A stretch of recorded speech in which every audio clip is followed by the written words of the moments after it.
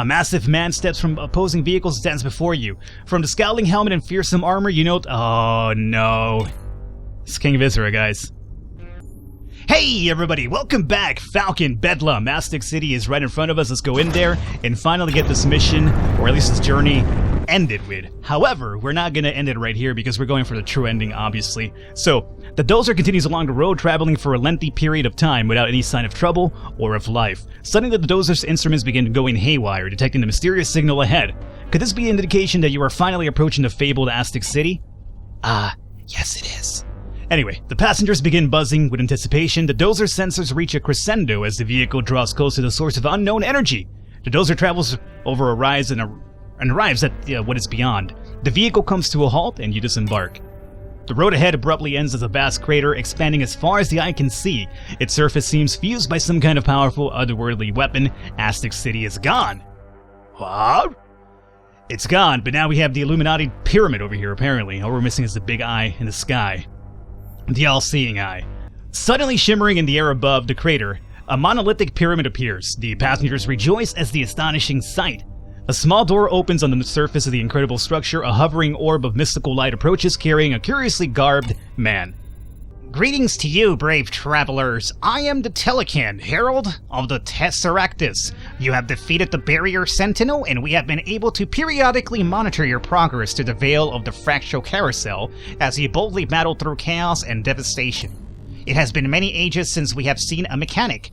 Your perilous journey will be rewarded. You and your courageous contingent have been deemed worthy to join us within the glorious realm of the Tesseractus. Aztec City awaits. But we must make haste. Though our sanctuary is eternally tethered to this superposition, the enduring corrupted energies of this domain mean that we can only materialize for brief periods, else we risk a state of permanent flux. We must immediately return to the Fractal Carousel before we have drifted the Omniverse since the dawn of the Barren Age. But you need not abandon all the other residents in the distant technopolis of Bysantine, from whence you came. Your fearless passengers here will be accepted in our advanced civilization, but you may return to your point of origin and offer additional salvation. Your arrival will be assuredly greeted with boundless praise as you deliver your news of success and further hope. We grant a construct of our technology, a vertex bridge that allows instantaneous travel to this location over considerable distances. This device contains only limited energy that will begin dissipating once we depart to the Fractal Carousel, so you must swiftly transport it to your destination to ensure the passage of any who judge worthy of the distinction to make the journey and join us. In addition to other necessary supplies, you would be accompanied by a quartet of the Osotrina, the formidable order of guardians that have protected and prolonged our existence from omnidimensional threats over the ages. Their ferocity in battle would prove beneficial if you should encounter that foul tyrant King Viscera. Will you make the harrowing journey back through the chaotic dominion and deliver more of your people into the sublime society of Aztec City? Alrighty, so this is essentially, you could say no, stay in Aztec City, beat the game. This is kind of like the cop-out ending. What you need to do is obviously King Viscera still rules Bysantine or whatever, so you want to go back there and annihilate him completely. So not only that, but we want to go back and get the rest of our people into, Sanctuary itself, right? So we're going to travel back. Now we're going to get a bunch of people joining our crew, which I'll talk about really soon here. In admirable decision, you will undoubtedly be greeted with acolytes for your fortitude. We believe that your discretion will send us the finest beings who will contribute to our society, and we will actually await their arrival. Good journey to you, mechanic. The Aztec and Vertex Bridge has been added to your cargo. Osotrina Voda has joined the Dozer crew. Tashi, Zore, and Naori. We essentially just got a group of these beings, right? They start off as rookies. I'm not entirely sure if because they're like, these, advanced beings that they probably, when you level them up to veteran and more levels, they actually probably, I would imagine, because you get them this late in the game, they probably get more experience and more stat boost than a regular class would. That's not 100% sure, I'm only assuming. I've never done it myself because they come into the game so late that at this point, rookies are rarely ever getting kills by this point of the game, so that's kind of really weird to me, but I guess if you put in the time and probably the resources and the sacrifices, you could probably pay it off, but I still can't confirm that. It's only an assumption on my part. The Telecan gestures as your passengers are surrounded in a floating orb of energy that rises and delivers them to the massive pyramid. You hear their cries of elation as they are drawn into the mythical perfection of Aztec City. Moments later, a phosphorin glow fills the air and the monolithic structure blinks out of existence. You and the remaining crew return to the Dozer and begin the difficult journey back through Bedlam on your new heroic mission to Bysantine. Let's go ahead really quickly though and form a party. Dokuro and Toast, my rookies, actually survived. That's quite surprising. Let's go ahead. These are the new people over here. Let's see. We need to start leveling up on use Sniper. So let's go ahead and use... I don't think we've used Adora. I think we might have used Francis, but we never actually used him in combat. But he was in a fight. He just didn't get a shot up. Adora will use you. I think we might as well go with 2 Deadeyes, and maybe we'll spam a little bit of the intoxication weapon. I don't know. We'll see if it works out for us. So let's go back through here. Alright. I'm not sure when he attacks you, King Viscera, mind you. I'm not sure if it's random or at a certain point. The Dozer arrives at the massive wall. Right. Yeah. Okay. Now at this point you'll see that there's really no other little jumps. You are basically going from here to here without any other side missions. I'm pretty sure at least that's how it works out. Ahead on the road, a trio of wanderers can be seen slowly trudging along. Stop and investigate or run them down. Let's stop and investigate. The Dozer comes to a halt and you disembark. The trio of well-armed outlaws turn to regard you. Greets here, traveler. We're out suiting the big chaos looking for thrills and rewards. Spent most of our days in Bysantine, got tired of all the corporate misery and went outlaw. Now we're taking matters into our own hands in Bedlam. Invite the outlaws to join the Dozer. Yeah, why not? Had enough of taking orders. Need to be worth our while. Sounds more like you got the whole of Bedlam after your skulls and your head for a nasty end. We'll take our chances on our own, but good luck to you. Ah, you cowards. Alrighty, so we could jump over here or here to a border, apparently. Let's, would this just cut the path? Maybe. Let's just follow this path, though. Let's not deviate from our road here. The Dozer slows as it steers through the shallow slag pool. The hiss of eroding metal can be heard. Even such brief exposure to the quag can be harmful to the Dozer's reinforced alloy hide. Only mutants could survive near such noxious material. The Dozer continues along the road. Oh, mutants are scary. I don't want to fight them at this point. Like, fighting mutants this late into the game? Ooh, really bad. Let's see. Well, I guess we have no choice but to go to this border now. Not necessarily want to head back anymore. As the Dozer travels along the road, you see a huge menacing vehicle blocking the path ahead. The Dozer comes to a halt and you disembark to investigate. A massive man steps from opposing vehicles and stands before you. From the scowling helmet and fearsome armor, you note... Oh, no. It's King Viscera, guys. I was hoping for a few chances to level up some people before we got here. Luckily, I think it's been enough days to get everybody healed up. Alrighty, let's go with King Viscera here. Ah, the massive mechanic finally stands before the mighty King Viscera. You should consider it an honor merely to be in my presence before I spill your entrails and adorn my armor with the puny skulls of your crew. The power and technology at my disposal are beyond your comprehension. My influence is immeasurable, and soon I shall be ruling the wasteland in your machine. Prepare to be overwhelmed by the imaginable dominance of King Viscera. He's not lying. We could be dying right here, but we'll give it a try. So obviously, rookies, you gotta go. Ain't no time for rookie time right now. Alice, you're coming in. Vagilus, listen to this guy. Vigilus, not Vagilus. Makes it sound like some sort of ointment for, you know, downstairs for the ladies here. Francis, I'm sorry, dog. No time for rookies here. So, we need all of our veterans for this one. Oatmeal, let's come along here. Let's, everybody's, got their original name, well, not their original names, but their renames. Okay, let's go forward. Severe fight. Now, the way, if I remember how this works out, is it's going to be King Viscera right here. These guys, if I'm correct, they don't really come after you to attack. These mutants, by the way, have to be killed as soon as possible. The reason why is because mutants actually gain 1 HP per turn. And this late into the game, especially if they hit Blitz meter with that much HP, they'll be impossible to take down and they'll just wreck your party. So that's the reason why mutants have to go down. They start off with low HP, as you can imagine. 2 HP for a frontliner is actually really quite low. Even for a Deadeye, that would be low. But they gain 1 HP every single turn. Again, one of the things that might have to be looked into balancing as well. So, how it worked out for the one time I fought this guy and I lost, is that these guys don't come after you, so... I spent a lot of time killing them thinking they would, but they never did, so I'm not sure if I should go after them this time or not, or just, you know, go after King Viscera up here right now. Weapons do not work on King Viscera, by the way, but I guess we could drop some equalizers to heal up and maybe some shields as well. So, let's try to draw him close and maybe get rid of these mutants in case they do decide to attack after all. I don't think we can get a shot on him right now anyway, right? No.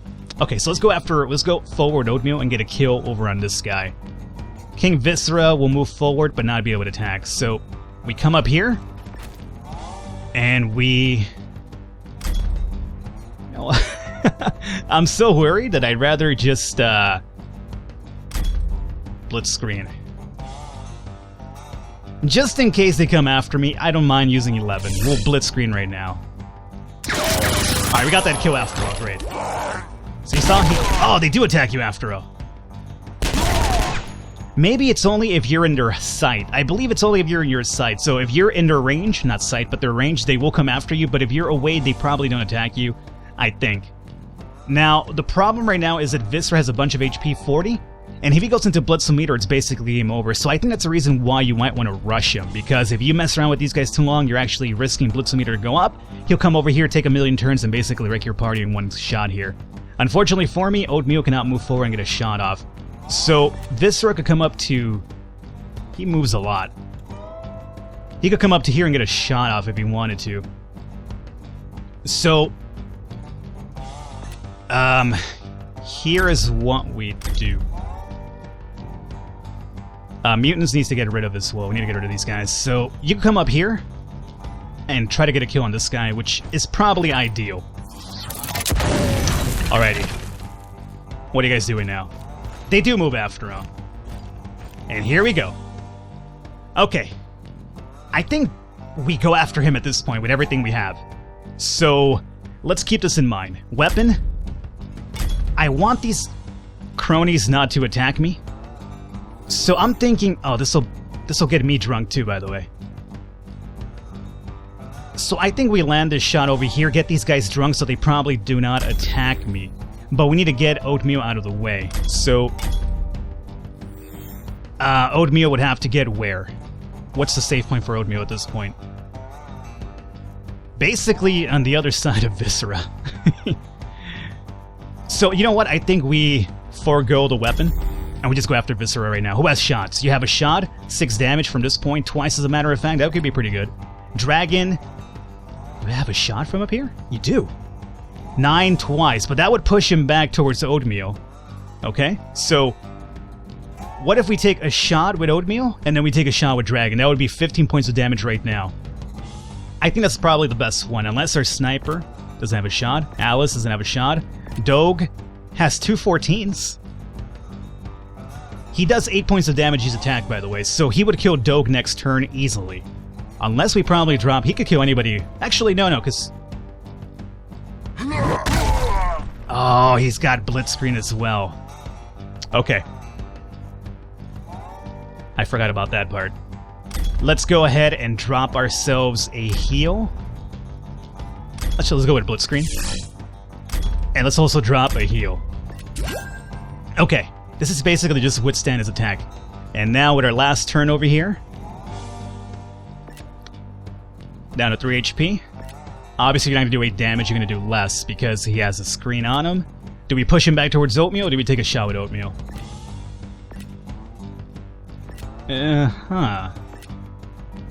You would do about 5 damage with Dragon and we'll do about 3 with Oatmeal.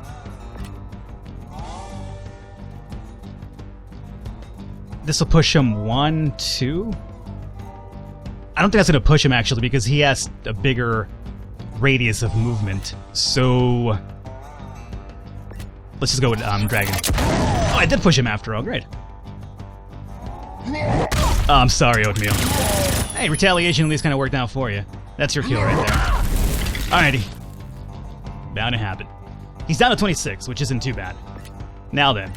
Doge has no attack. We have to move forward and get some shots off at this point. I wonder if he lost his screen, by the way. I can move forward and push him back again. That's probably for the best. So I think with Dragon, we move forward and we push him back. And we might actually even use another Dragon, not a Dragon screen, but we might actually use another screen over here. Cause, one second. What's your movement radius? You would have to move and then attack. You cannot attack twice from this vantage. So if I push you back with Dragon, we're actually doing ourselves a little favor here. So you know what? I think we have to go with the push.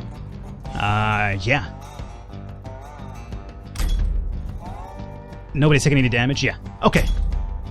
Push you back one more time. 9 more damage is actually pretty good. Now the cronies are moving. That's okay. That's okay. I can move forward again and shoot you one more time with Dragon. You know what? Dragon's gonna be our fucking MVP right now if we can actually get this kill. Alright. Vigilance, just withstand it. It's okay, dog. I'll drop a heal pretty soon. And this will be the kill right now. Now, I think he has a second form, though, so keep that in mind. Let's go ahead and drop... heal. And... let's just go for it now, I guess. Maybe an equalizer for the next turn? Yeah. We'll do an equalizer as well. And get the kill right now. It's not gonna be it. Oh, now we have to deal with the cronies. Is that what you're telling me? Okay. This should be a lot easier now. Vigilance can come over here and get a kill. He's also gonna take a lot of damage, so this guy needs to go down. This guy should presumably not get a shot off over here. He has to move in and take a shot. So, Dragon, let's move you over here. And you will kill one of these dudes, and you should be able to absorb damage from this guy, I want to say. Maybe. My goal is to keep Vigilance alive right now, but also not lose Dragon. So I think we come over here with Dragon, we kill one dude. This guy presumably is going to kill Vigilance next turn. We'll absorb 2 shots with Gunslinger, which will bring us down to 4 HP. I think we conserve power cells at this point as well. So let's move over here, kill this guy. Alrighty. Oh, luckily you're not taking shots with this guy. Perfect. You should be able to retaliate. No retaliation, come on, dog! Oh wait, Alice is actually a trencher. No, she's a gunslinger. Why no retaliation? It's only a chance of retaliation? Come on. Well, let's get the kill over here. And keep you safe. Great. Blitzometer's about to go down, too. Ooh, boy. Ooh, boy. Who's gonna die? You know what? I wanted to conserve some power cells going forward, but at this point I think we have to use Blitzometer screen. Stealth. Is this for everybody or just one person? Crew can move unseen by the enemy. It's the entire crew. It's stealth, huh? 22. Let's assume they're gonna get a bunch of power cells for killing this guy. So we'll go into stealth for Blitzometer. And you have a shot over here too. Alright, here we come. Yeah, he can't see us. Great, so he just wasted his turn just kind of wondering what happened. Excellent. What we do before we actually kill this guy, can he move forward and take a shot? Probably at that point he probably would. So I'm thinking, Alice, let's just move you out of the way here for now so you don't die. And I think we need to make some moves and probably grab some power cells for a future fight. So at this point we could just run around. That's okay, Doe could definitely absorb a few more hits. So we'll come over here and grab power cells. Power! And this guy's gonna move forward and kill somebody, more than likely. Not gonna use any more power cells either. We might have to go for the kill at this point. Vigilance is no shape for that one, so I think we move forward with Doge. We absorb the 2 shots. He'll do like, what, 6 damage? We'll have 5 and we kill him next turn. Plus, he should have to move back if I move forward to him, because he probably will not be able to get an attack off in front of him. Actually, he will, because Doge's a big target. But it's okay. Just leave my sniper alone. Oh, he went after Vigilance. And I have a kill with Doge. Do I have a kill with Adora by any chance? Nope. Alice? Nope. Okay, we survived it. I could obviously kill him right now. Can we get another power cell? No. We're too far. Alright, so let's just end this fight. Doge, can you, yeah, smash this guy. There you go, buddy. Alrighty. How's our rewards looking, by the way? 12 power cells. I'd rather get a lot more than that because I picked some stuff off the floor. 48. Alright, so King Viscera Part 1 is done, but that's not even the hard part. It's the second form I've heard. Alrighty, so that's done with here. Let's continue going forward. 12 days. Hopefully we can avoid some combat too so we get most of our people back here. We only lost 1 person in that fight? That's not too bad. Not too bad. Ahead on the road you see a large caravan of cloaked individuals. On closer inspection they appear to be cyborgs who wear the emblem of the COG. I'd rather just drive on.